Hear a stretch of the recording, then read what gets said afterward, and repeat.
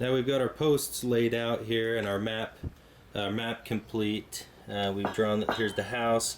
The critical post is number 4 because it's got power drilled through it, and so that's one we want to watch.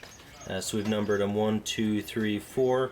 This here was the highest post, and so we've started with that one, and then you can see that we just minus an 8 off of each additional post.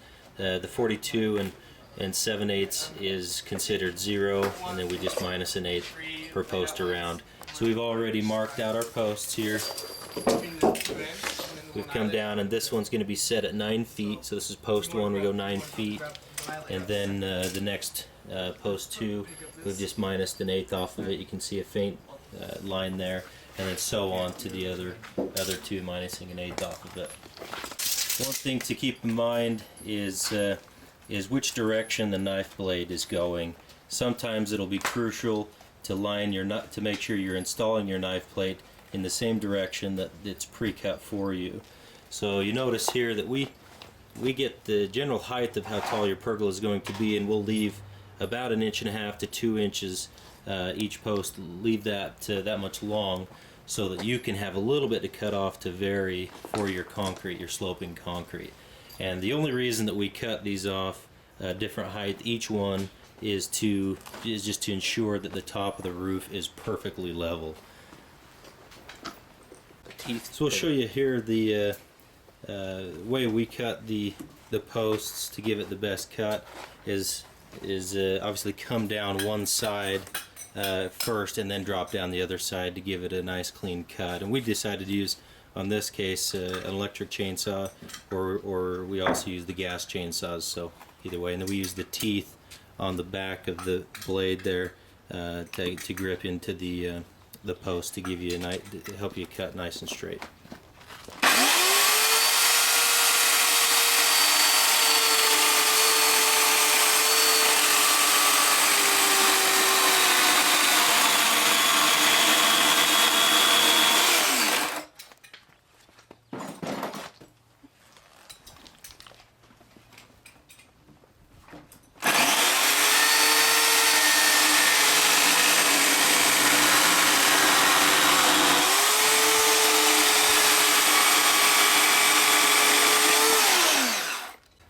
Once your post is cut to length, you've also noticed that we've already mortised for the knife plate for you. We've mortised the post.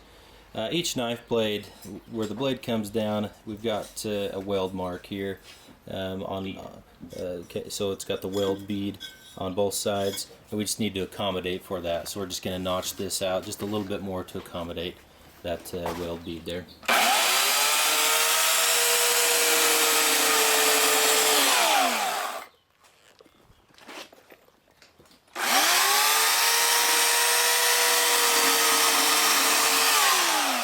Okay, then once that's done, we'll take the knife plate and we'll put the knife blade in and just make sure that it's going to fit. Sometimes you have to hone it out, mortise it out just a little bit more.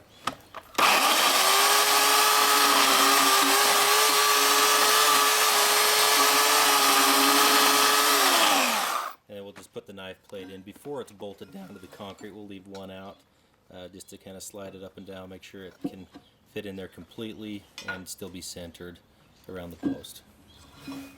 That works good. Okay, once we're ready to put the knife plate up and center it on the post, then we mark each hole where the bolt is going to be, and then we'll go ahead and pre-drill those marks so that it can drop right over the concrete bolts directly onto the knife plate.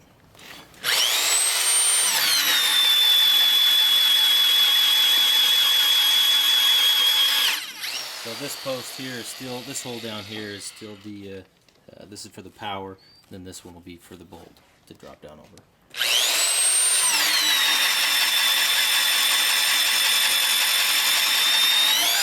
And right now we're using an inch and a quarter. Inch and a quarter recess bit there. Once we get all this recessed, we send out some touch-up stain. We drop a little shirt or something under so we don't get it on the concrete. And then we take some of that touch-up stain and then just stain up the bottom of the post so it seals up the bottom a little bit as well. So I'll get that all stained up so it's completely done, and it'll be ready to stand.